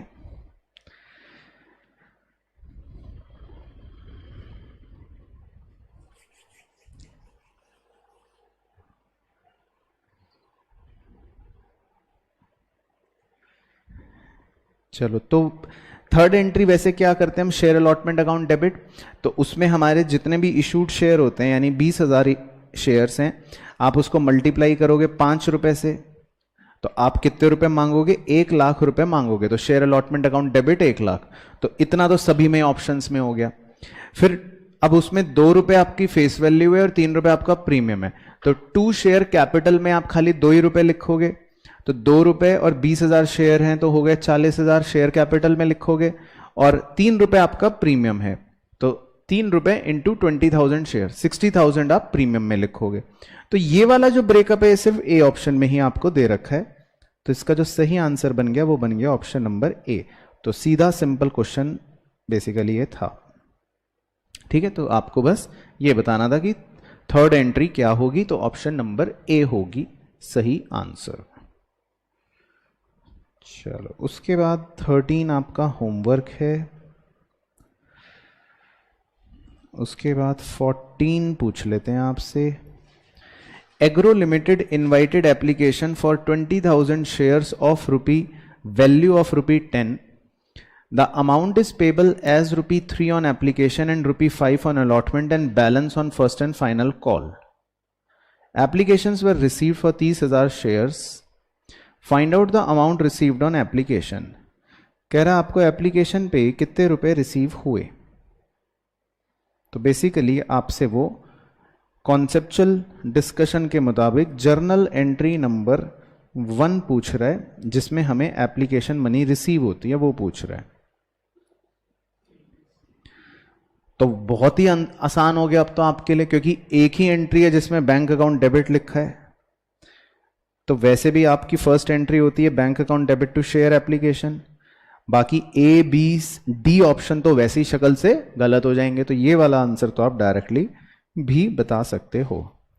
क्लियर? तो सही आंसर हो गया ऑप्शन नंबर सी। इसके बाद क्वेश्चन नंबर 15, ये भी आप बताएंगे। Security premium reserve can be used for many purposes, among the following for which purpose security premium reserve can not be used. तो ये हमने अभी कॉन्सेप्चुअल डिस्कशन में डिस्कस कर ही लिया था कि इसको हम ए के लिए कर सकते हैं, बी के लिए कर सकते हैं, सी के लिए कर सकते हैं, लेकिन डी के लिए नहीं कर सकते। उसके बाद नंबर 16, थोड़ा सा पेन चलाना पड़ेगा अब आपको। X Limited forfeited 1000 shares of ₹10 each for the non-payment of the final call of ₹2। तो एक कंपनी ने 1000 शेयर फॉरफिट कर दिए जिसमें ₹2 नहीं मिले और ₹8 मिल गए होंगे। These shares were reissued at ₹8 पर शेयर फुल्ली पेड अप। फिर इन शेयरों को ₹8 में रीइशू कर दिया और फुल्ली पेड अप रीइशू कर दिया, यानी कि ₹2 का डिस्काउंट होगा रीइशू पर। Find out the amount of capital reserve. तो आपको सीधा सीधा कैपिटल रिजर्व निकालना है, तो फटाफट निकाल सकते हो। क्या आंसर आएगा? 6000। तो इसमें आपका सीधा सीधा ए अमाउंट रहा होगा, 1000 शेयर्स हैं और ₹8 हमें मिले, और बी अमाउंट रहा होगा 1000 शेयर हैं और ₹2 का हम डिस्काउंट दे रहे हैं। तो अगर मैं सीधा ए माइनस बी कर दूं तो मेरा आंसर कितना आ गया कैपिटल रिजर्व? 6000। सही, परफेक्ट। तो आपको जरूरी नहीं है सारी एंट्री लिख कर करनी है, आप सीधा ए और बी अमाउंट सोच के डायरेक्टली कैपिटल रिजर्व भी बता सकते हो या निकाल सकते हो। तो सही आंसर आ गया। इसके बाद क्वेश्चन नंबर 17, ये भी आप बताओगे कि which should be deducted from subscribed share capital. Very good. तो ये हमने बैलेंस शीट के अंदर सीखा था कि सब्सक्राइब्ड शेयर कैपिटल में से हम किसको एज ए डिडक्शन शो करते हैं? कॉल्स इन अरियर को। जितने रुपए हमें नहीं मिलते उसको हम सब्सक्राइब्ड शेयर कैपिटल में से डिडक्ट कर लेते हैं। परफेक्ट। उसके बाद 18, balance of share forfeiture account after the shares have been reissued is transfer to capital reserve. Simple question, ये भी हमको आता है। उसके बाद question number 19, which of the following is not true about company. इनमें से क्या गलत है कंपनी के लिए?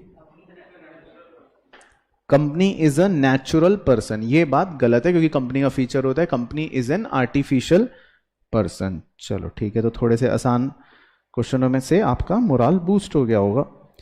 अब क्वेश्चन नंबर 20, थोड़ा सा पेन चलाना पड़ेगा अब आपको।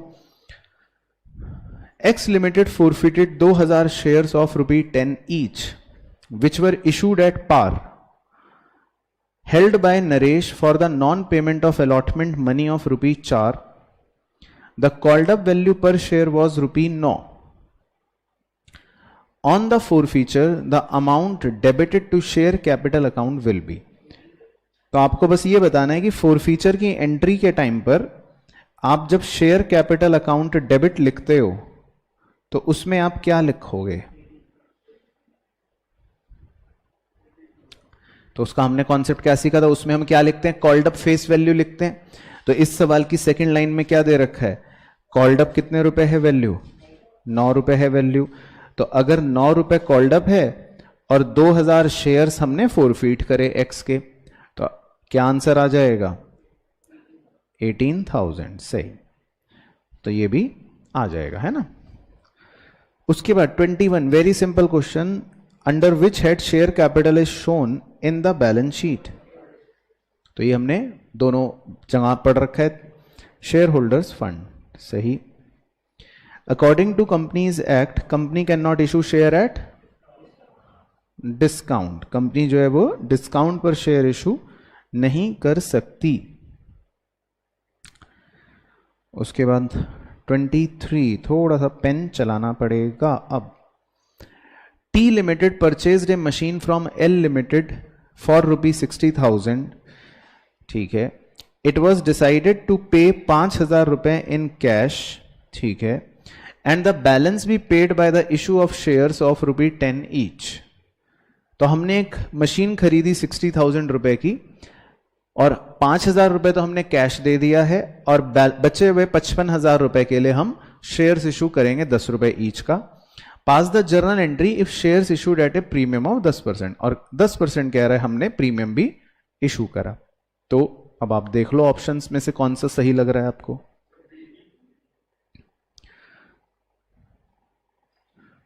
श्योर, पक्का? ठीक है। तो आप वैसे भी सोच सकते हो भाई, ए ऑप्शन में अगर आप शेयर कैपिटल की वैल्यू देखो तो है 45,000, तो ये उसका वैसे भी 10% तो है ही नहीं प्रीमियम, तो वैसे ही गलत हो गया। ऐसी सी ऑप्शन में तो शेयर कैपिटल ही 9,000 दे रहा है और प्रीमियम में 45 लिख के दे रहा है, तो ये भी गलत ही हो गया। बी ऑप्शन जो है उसमें vendor account debit 55,000, to share capital 50,000, और उसका अगर आप 10% निकालोगे भी प्रीमियम तो वो 5,000 ही होता है। तो इसका मतलब बी एंट्री जो है वो बिल्कुल कॉन्सेप्चुअली सही आंसर बैठ रही है, और अगर आप वैसे भी सॉल्व करोगे तो भी वैसे भी वही आएगा। ठीक है, तो सही आंसर हो गया बी ऑप्शन, परफेक्ट। चलो अब आपकी जान सूखेगी। क्वेश्चन नंबर 24 से तुक्के मारने हैं आपको अब बेसिकली। तो इसमें पढ़ते हैं, असर्शन कह रहा है preliminary expenses are not shown in the balance sheet, क्योंकि रीजन कह रहा है preliminary expenses are written off in the same year. तो इसके बारे में तो हमें पता ही नहीं है अब, है ना। तो प्रिलिमिनरी एक्सपेंस जो होते हैं बेसिकली होते हैं कि जब कंपनी इनकॉर्पोरेट होती है ना, जब कंपनी इनकॉर्पोरेट होती है उस समय जो भी खर्चे होते हैं उसे इनकॉर्पोरेशन एक्सपेंस या प्रिलिमिनरी एक्सपेंस कहते हैं। तो एक्सपेंस जो होते हैं उनको हम बैलेंस शीट में शो नहीं करते हैं। तो इतना यहां तक स्टेटमेंट ट्रू है। और वो कह रहा है कि प्रिलिमिनरी एक्सपेंसेस को हम राइट ऑफ कर देते हैं सेम ईयर में, मतलब कि हम उसको पीएनएल में डाल देंगे या हम उसको प्रीमियम के अगेंस्ट एडजस्ट कर देंगे। तो ये बात वो सही कह रहा है, ठीक है ना। तो बेसिकली ये स्टेटमेंट्स बिल्कुल परफेक्ट हैं, एप्ट हैं, यानी कि ऑप्शन ए जो है वो इसका सही ऑप्शन है। उसके बाद 25, equity shares are those shares that do not preference shares या that are not preference share, थोड़ी अंग्रेजी की माफी कर लेना वो तो, क्योंकि reason equity shares are the least issued class of shares and carry the minimum risk and reward of the business. क्यों? और ये सब कहां पढ़ा आपने? इक्विटी शेयर्स कह रहा है least issue class of shares जिनमें सबसे कम रिस्क होता है। तो ये बात तो फॉल्स है, क्योंकि इक्विटी शेयर्स में बल्कि रिस्क ज्यादा होता है, प्रेफरेंस शेयर्स में रिस्क कम होता है। तो ये बात उसने गलत कही है। तो सही ऑप्शन हो गया सी। तो ए इज ट्रू और सी इज आर इज फॉल्स। चलो उसके बाद क्वेश्चन नंबर 26 भी चेक करते हैं। Calls in arrear is the amount that has not been called by the company but has been paid by the shareholder. क्योंकि एसर्शन इज फॉल्स। ठीक है, तो इसमें आसान हो गया मामला हमारे लिए। कॉल्स इन अरियर जो है वो कह रहा है कि कंपनी ने कॉल नहीं करा पर शेयर होल्डर ने पे कर दिया, तो ये गलत है। ये तो इनफैक्ट कॉल्स इन एडवांस की परिभाषा है। तो जैसे ही एसर्शन गलत हो जाए तो अपने को डी ऑप्शन पे टिक लगा देना है। चलो 27 भी कर लेते हैं। 27 में कह रहा है minimum subscription is the minimum amount that must be subscribed by the public. True. और रीजन कह रहे हैं because minimum subscription has been fixed at 80% of the assured amount. और कितना है वो? 90। ये भी हमने आज कॉन्सेप्ट में कर लिया था पॉइंट। तो इसका मतलब कि A is true and R is false. चलो अब कुछ 5 तुक्के मारेंगे हम ट्रू फॉल्स में। तो सबसे पहला A, security premium reserve can be used for writing of preliminary expense. तो ये तो पढ़ ही लिया था, ट्रू। ठीक है। B, issued share capital is that part of authorized share capital that is issued for subscription whether subscribed or not। तो issued share capital जो है वो authorized share capital का ही पार्ट होता है, बिल्कुल सही, चाहे वो लोग सब्सक्राइब करें ना करें। C, cumulative preference shares means that arrears of dividend is payable before dividend is paid on preference shares। क्या गलती है?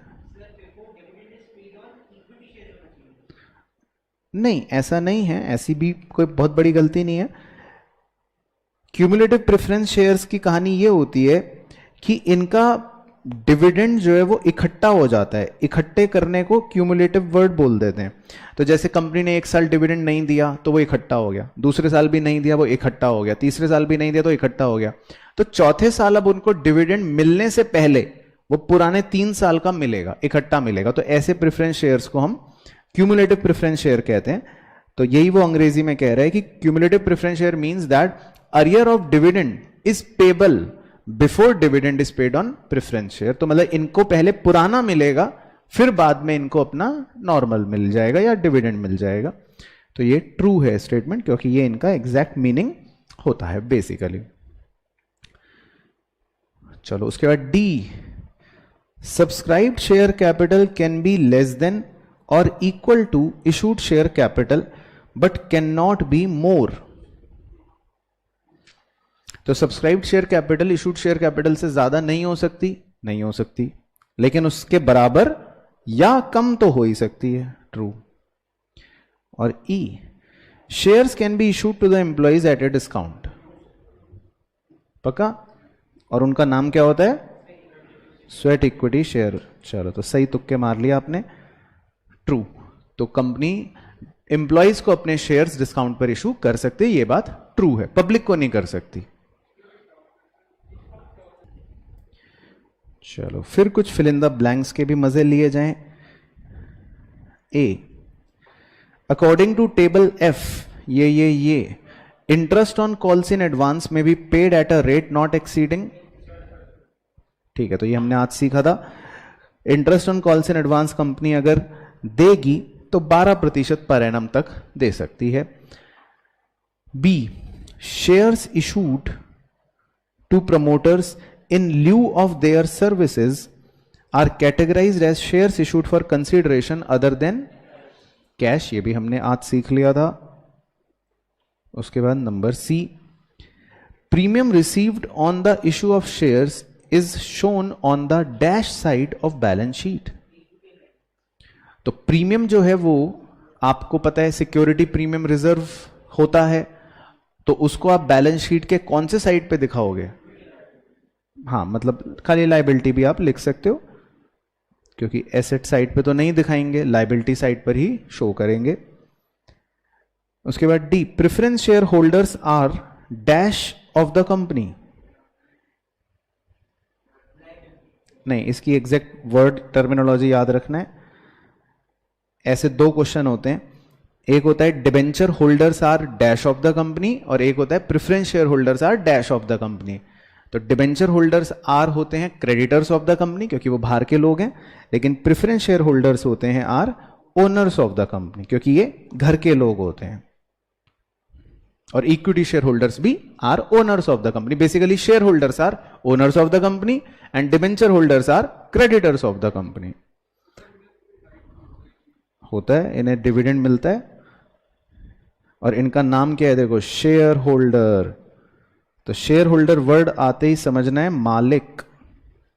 मालिक आ गए भाई. छोटे मालिक हैं तो क्या हुआ, मालिक नहीं है, हैं इनकी कोई इज्जत नहीं है. उसके बाद E, the percentage associated with preference shares is prefix. जो परसेंटेज होती है प्रेफरेंस शेयर होल्डर से पहले 10%, ये वो जो प्रीफिक्स होता है, इज द रेट ऑफ. वो क्या रेट होता है भाई, जैसे ऐसे लिखा है 9% प्रेफरेंस शेयर्स, तो ये 9% का मतलब क्या, हाँ ये होता है रेट ऑफ डिविडेंड. इसी तरह डिबेंचर में लिखा होता है 9% डिबेंचर, तो वो क्या होता है, रेट ऑफ इंटरेस्ट, है ना, कूपन रेट बोलते हैं. तो 9% प्रेफरेंस शेयर्स में ये 9% का मतलब होता है रेट ऑफ डिविडेंड. तो इन प्रेफरेंस शेयर होल्डरों को 9% डिविडेंड फिक्स मिलेगा. चलो कुछ मैच द फॉलोइंग के भी मजे लें. नंबर 30 का A, reserve capital means that certain portion of uncalled share capital which. ठीक है, तो आपको ये पढ़ाया था बचपन में जब आप छोटे भी थे कि रिजर्व कैपिटल कंपनी सिर्फ और सिर्फ और सिर्फ और सिर्फ और सिर्फ कंपनी के बंद होने पर ही मंगवा सकती है, अदरवाइज नहीं मंगवा सकती. तो ये इसका आंसर हो गया. उसके बाद B, special resolution is passed by the company for creation of reserve capital. Reserve capital तभी क्रिएट करा जा सकता है जब कंपनी स्पेशल रिजोल्यूशन पास करे. स्पेशल रिजोल्यूशन पता है क्या होता है आपको, क्या होता है, नहीं पता? तो दो तरह के रिजोल्यूशंस होते हैं बच्चों. एक तो होता है जनरल रिजोल्यूशन. जनरल रिजोल्यूशन का मतलब है कि भाई मैंने वोटिंग करवाई और 50% से ज्यादा जिधर भी वोट आ गए वो बात मान ली जाएगी. भाई मैंने कहा पढ़ाई करें या मस्ती करें, तो अगर 50% से ज्यादा बच्चों ने कहा पढ़ाई करें तो फिर पढ़ाई हो जाएगी. ये तो है जनरल रिजोल्यूशन. लेकिन एक होता है स्पेशल रिजोल्यूशन. स्पेशल का मतलब कि ये कोई बड़ा काम है, तो इसमें खाली मेजॉरिटी से बात नहीं बनेगी, तो इसमें हम चाहते हैं थोड़े और लोग हां बोले. तो स्पेशल रिजोल्यूशन होता है जब 3/4 जनता एक्सेप्ट करे, तो वो हो गया 75% से ज्यादा, तो उसको इसलिए स्पेशल रिजोल्यूशन बोलते. ये एडिशनल ज्ञान है, 12वीं में नहीं पूछेगा. उसके बाद है C, no accounting treatment regarding reserve capital is made in the books of account. बिल्कुल सही, क्योंकि हमें रिजर्व कैपिटल को बुक्स में शो ही नहीं करना पड़ता, ये बुक्स में वैसे कहीं पे प्रेजेंट ही नहीं होता. और बाकी तो ये अपने आप बचेगा. Reserve capital is a part of uncalled capital. तो ये बेहतरीन मैच द फॉलोइंग था आपको रिजर्व कैपिटल का कॉन्सेप्ट रिवाइज करवाने के लिए, तो ये आप उस एंगल से ले सकते हो. बाकी चलो एक दो होमवर्क दे देते हैं. 31 आप होमवर्क में कर लेना. उसके बाद चलो 32 कर लेते हैं. A, entry on purchase of asset क्या होगी,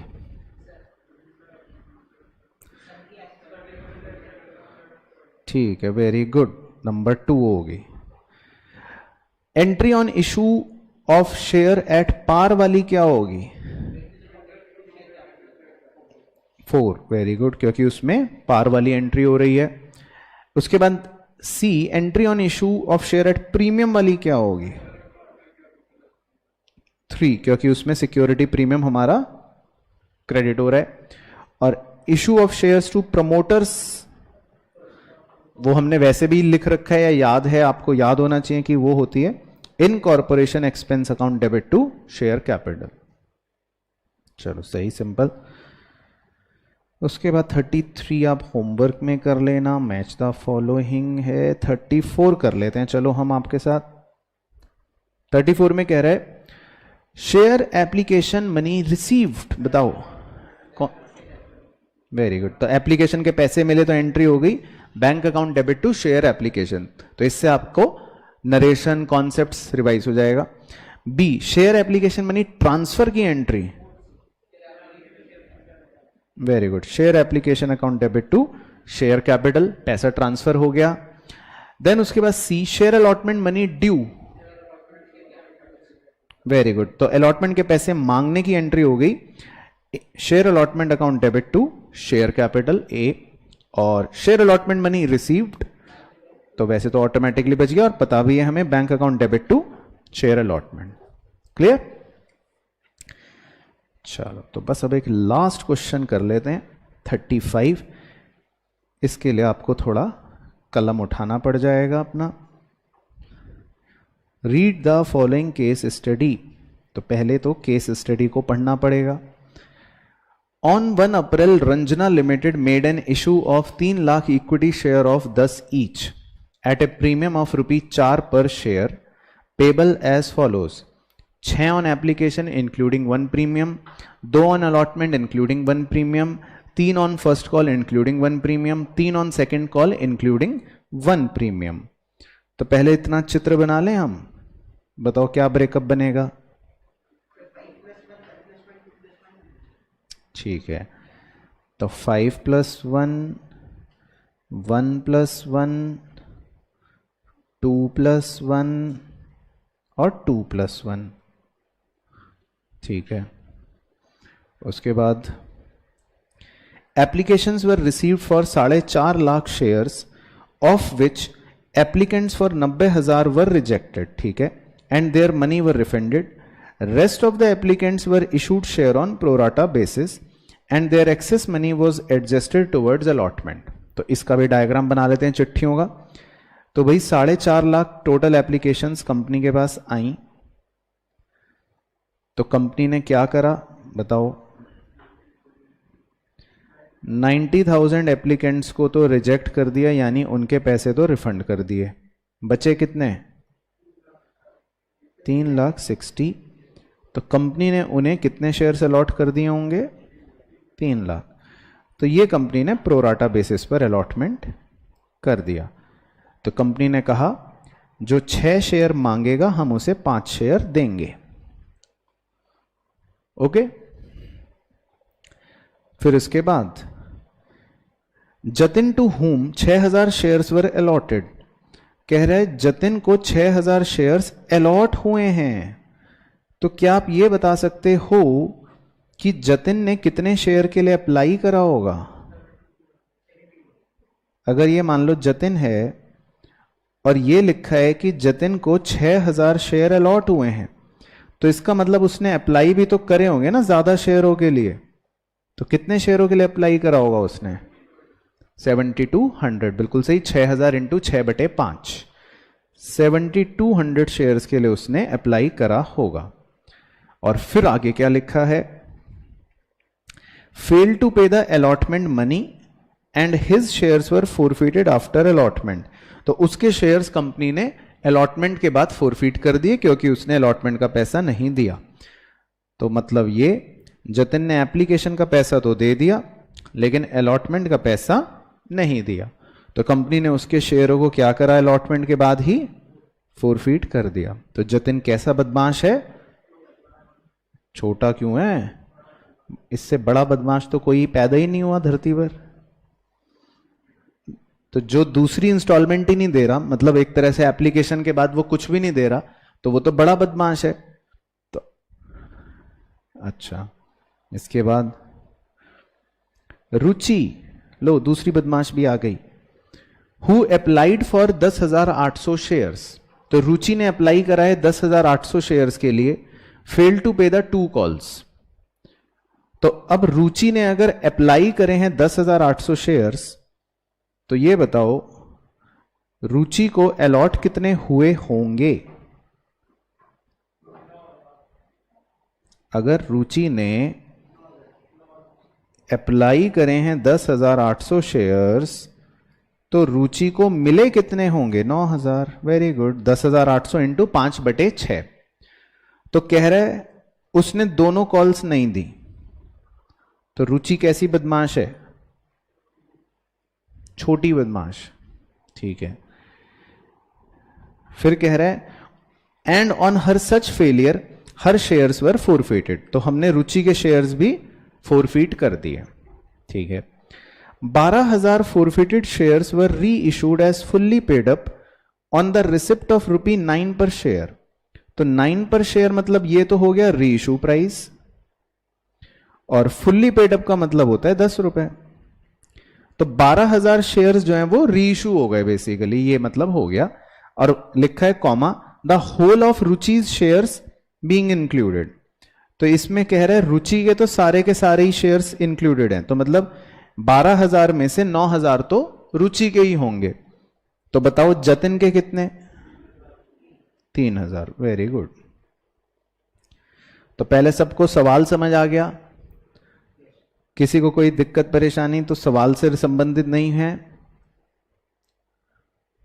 ठीक है, चलो तो अब मैं आपसे करवा लेता हूं क्या पूछ रहा है क्वेश्चन। तो पहला तो सिंपल है, 2 मिनट के अंदर बच्चे बताएंगे। Number 1, what is the amount refunded to shareholders. Shareholders को बताइए जी कितना अमाउंट रिफंड करना है। तो आप सॉल्व करेंगे, मैं आपको दे रहा हूं समय। तो वेरी सिंपल, कैसे आप अपना चित्र देख सकते हो। हमने कितने एप्लीकेशंस रिजेक्ट कर दिए? 90,000 एप्लीकेशंस रिजेक्ट कर दिए। तो हमें इनका पैसा रिफंड करना पड़ता है, यस कि नो? करना पड़ता है ना। तो बस आप इनके 90,000 एप्लीकेशंस के 6 रुपए थी ना एप्लीकेशन मनी, वो वापस लौटा दोगे। तो कितने रुपए वापस लौटाने अपने को? 540। बाकी प्रोराटा वालों के तो लिखा था कि भाई आगे एडजस्ट हो जाएंगे, तो उसमें तो कोई आपका रिफंड वैसे भी नहीं निकलना था। तो इसमें तो सीधा सीधा आपसे बस ये पूछा था कितने रुपए आपको रिफंड करने। तो बिल्कुल सही बच्चों ने जो सोचा या बताया 5,40,000 सही आंसर, परफेक्ट। उसके बाद number 2, what is the excess amount received along with application money adjusted with allotment।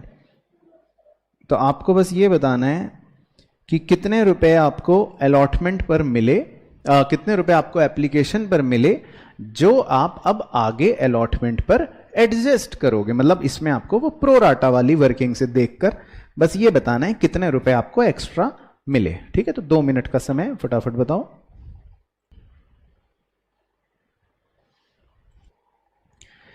चलो तो इसमें क्या करना है आपको, सिंपल प्रोराटा की वर्किंग करके देखते हैं। तो जैसे 3,60,000 एप्लीकेशंस थी, तो इन लोगों ने हमें एप्लीकेशन के 6 रुपए दे दिए होंगे, है ना। तो ये कितने रुपए आ गए? 21,60,000। लेकिन हमने इनको 3 लाख शेयर्स ही अलॉट करे, तो इसका मतलब हमें इनसे सिर्फ 18 लाख रुपए ही लेने चाहिए। क्या मैं सही बोल रहा हूं? तो सीधा सीधा हमारा ये मतलब हो गया कि हमने कितने रुपए एक्स्ट्रा ले लिए हैं? 3,60,000 रुपए। इसका मतलब हमने एक्स्ट्रा ले लिए हैं। तो अब आप जब जाहिर सी बात हो गई, अब तो आगे करने की भी जरूरत नहीं है। तो इसका मतलब जब आप आगे अलॉटमेंट पे पैसे एडजस्ट करोगे तो कितने एडजस्ट करोगे? 3,60,000 एडजस्ट करोगे। तो बस आपको यही तो निकालना था कि कितने रुपए हमको एक्स्ट्रा मिले जो हम अलॉटमेंट पे एडजस्ट करेंगे। तो इसका सही आंसर बन गया 3,60,000। चलो, तो बहुत बहुत मुबारका, डन फॉर द डे। तो ये था बच्चों आज के हमारे इस लेक्चर में। आई होप आपको पूरा वीडियो लेक्चर अच्छे से समझ आया होगा। मुझे प्लीज कमेंट करके बताना कि आपको इस टॉपिक में कौन कौन सी चीजें आसान लगी या कोई मुश्किल चीज जो आपको इस लेक्चर में लगी, तो वो भी प्लीज मुझे मेंशन करके नीचे जरूर बताना। क्या बच्चों के 5 नंबर कट जाएंगे बोर्ड्स में? किस बात के? मतलब जब ये पढ़ाई के अलावा ब्रेक लेते हैं तो इंस्टाग्राम पर टाइम वेस्ट करते हैं और अभी तक मेरे को फॉलो नहीं करा है, तो ठीक है बच्चों के कटने तो 5 नंबर, क्या होता है। और कल को जब ये पढ़ लिख के अच्छा कॉलेज जाएंगे, अपना प्रोफेशनल सर्कल बढ़ाना होगा, तो लिंक्डइन पर भी अभी मेरे को फॉलो नहीं कर रहे, तो ठीक है इनका सर्कल छोटा रह जाएगा। मुझे क्या है, मोटिवेशन चाहिए। हाँ बच्चों को तो मोटिवेशन के लिए मेरे ट्वीट तो फॉलो करते ही होंगे, क्या नहीं करते? तो ठीक है बच्चों की मर्जी। इनके नंबर भी कटेंगे, ना इनको मोटिवेशन मिलेगी, ना इनका प्रोफेशनल सर्कल बड़ा होगा। ठीक है, कोई बात नहीं।